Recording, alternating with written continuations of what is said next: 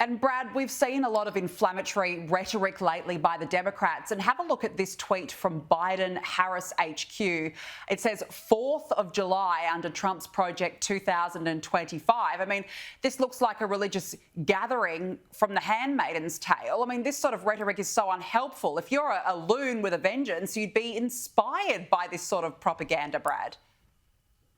Yeah, look, Biden has come out since the assassination attempt on Donald Trump and condemned it, of course. And I guess he deserves some credit for meeting that bare moral minimum.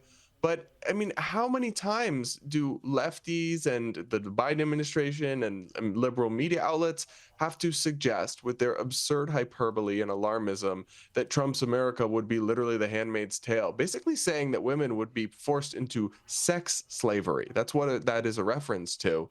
And how many times do they have to say that Trump would be a dictator by distorting one joke he made out of context? Or how many, I mean, we've had MSNBC anchors suggest without evidence that Trump would take their show off air, say over and over again he represents an existential threat to American democracy, also say that he's literally Hitler. That's what Joy Reid, one very angry and unhinged MSNBC analyst, said just recently.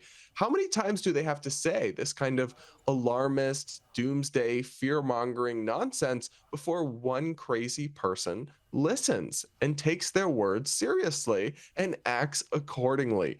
And that's what I suspect happened Saturday night. Obviously, we don't have final confirmation of the shooter's motivation, but even if not, it's only a matter of time. You can't continue to engage in this kind of the sky is falling, fear-mongering, doomsday rhetoric and expect there to never be any consequences or anybody who actually takes what you're saying at face value. Ultimately, I do, of course, believe that only the shooter is responsible at the end of the day for their actions, but we desperately need leaders in both parties to step up and model civility and take the temperature down in American political discourse, because our culture war and our political conflict is just raging ever, and ever more out of control. And it's really disturbing.